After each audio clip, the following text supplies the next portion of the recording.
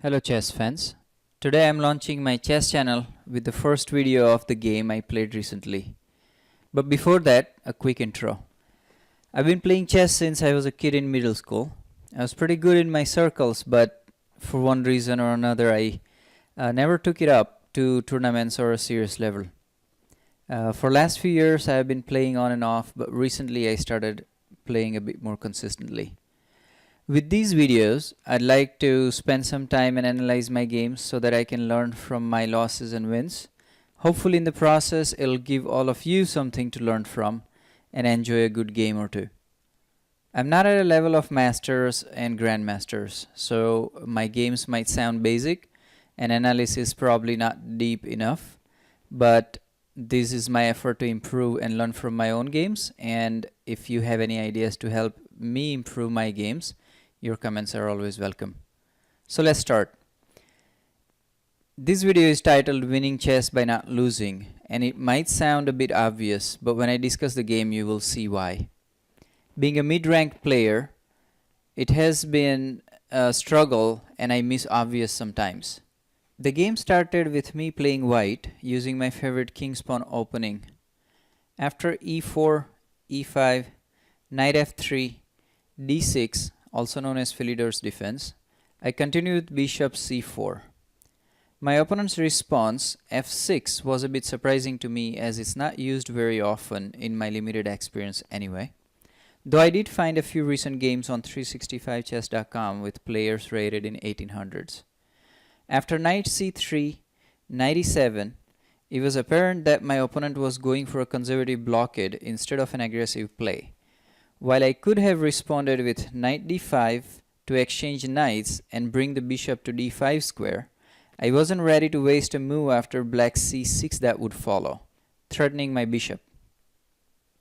I opted for development instead with d4. In hindsight, both Crafty and LC0 seems to agree with this approach over nd5. The game continued with e takes d4, knight takes d4, knight e c6, bishop b5, bishop d7, knight takes c6, bishop take d6. At this point I could have exchanged off bishops or castled, but I chose to keep my bishop for later with bishop c4. After queen e7, I played queen f3 to protect the pawn on e4. After analysis, I realized, however, that kingside castle would have been better. If black tries to take pawn with bishop, it will lose a piece. If it tries to retaliate with queen, that would have been even bigger loss. Do you see it? Pause here if you like. So if black takes with bishop here, I can simply take back with knight. Queen cannot take because if queen takes, white responds with rook e1, and now the queen is pinned. The queen is lost. Back to the game, however, it continued queen f3, knight d7, castle, knight to e5, queen to e2, and then came b5. Here, my opponent made a push that wasn't necessary. This allowed me to gain an extra pawn, which is always a tiny advantage I wouldn't mind taking. I responded with knight takes d5, resulting in knight takes c4, queen takes c4, bishop takes b5, queen takes b5 check, and queen d7. Usually when I'm ahead by a pawn, I don't mind trading down, especially trading queens and simplifying. So I continued with queen takes d7 check, king takes d7. As you inch towards endgame, what you want to do is activate your king to expand your territory, which is also what you don't want to do if it is your opponent's king. So I immediately responded with c4. This would allow me to restrict movements of my opponent's king and stopping it from coming into the center. After the continuation, rook e8, pawn f3, bishop e7, bishop e3, a5, rook f d1. My opponent played c5. I had an opportunity to grab a free pawn here, Bishop takes c5 and pawn on d6 cannot take because it's pinned. I missed an opportunity here.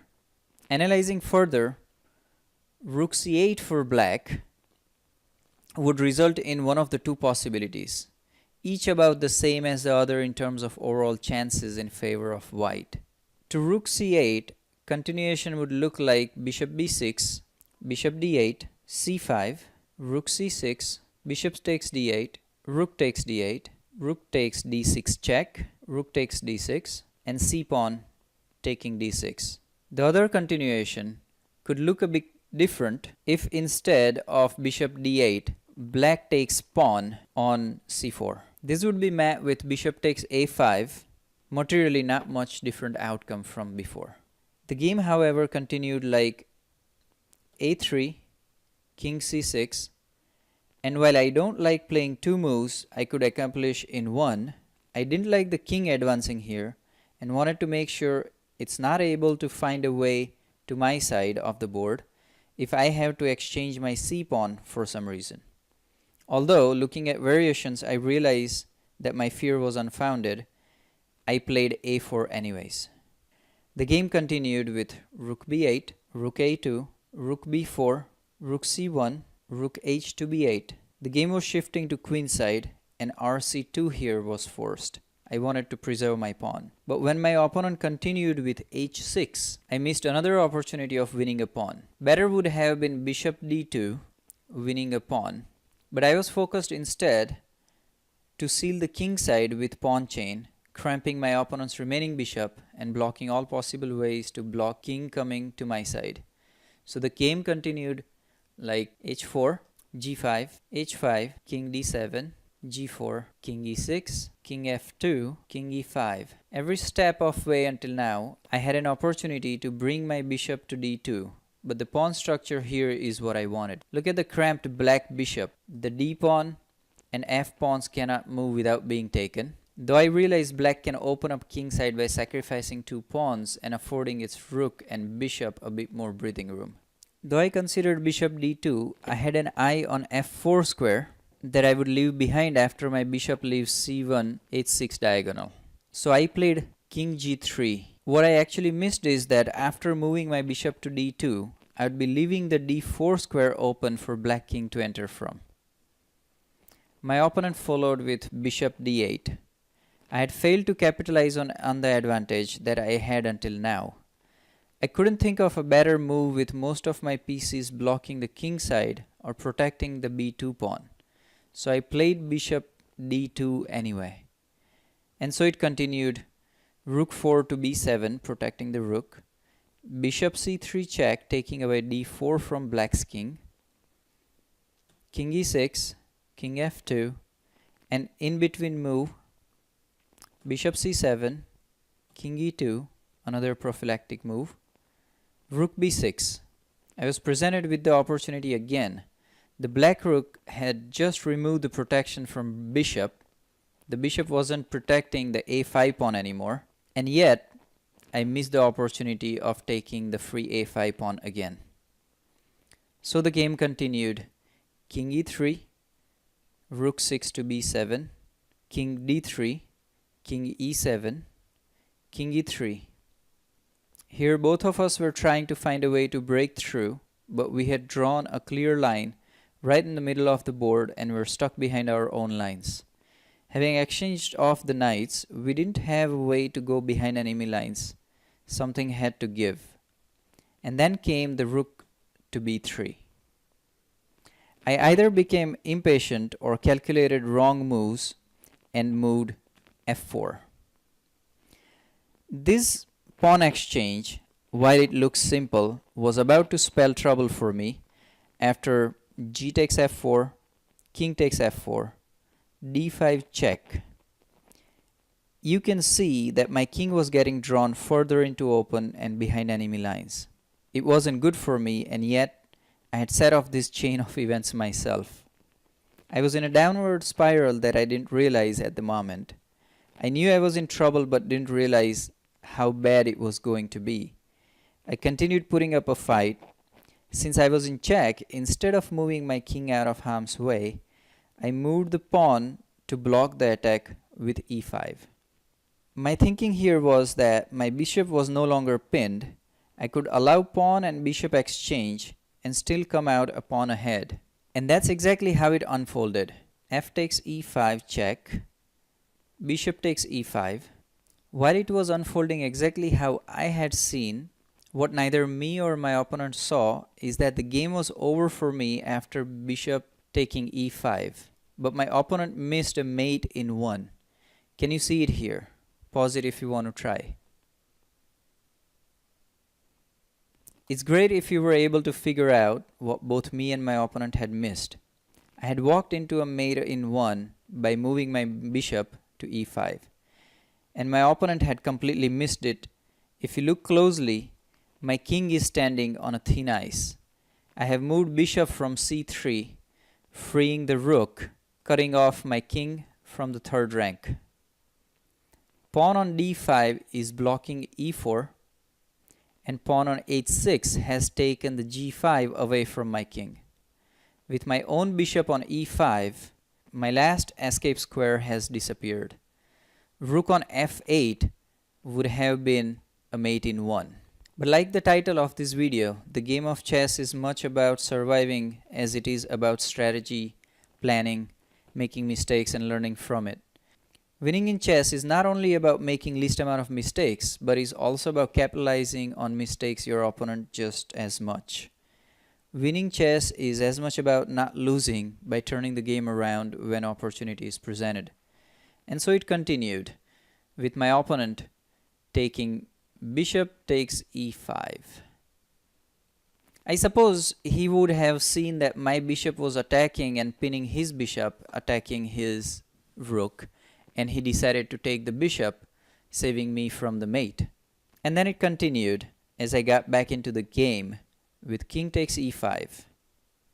Despite the threat of a passed pawn after d4, I felt okay, and the game continued with king f5, rook 8 to b6, rook e2 check, king f7, g5, h takes g5, king takes g5, king g7, rook e7 check, king f8, rook a7, pawn to d3, rook d7, king e8, rook to d5, king to e7, h6, and king f7. I was addressing the threat of my opponent's passed pawn on d file by pushing my own passed pawn up the h file. Black's d pawn didn't have a backup as my rook is guarding it from behind, and the black rooks are stuck on b file.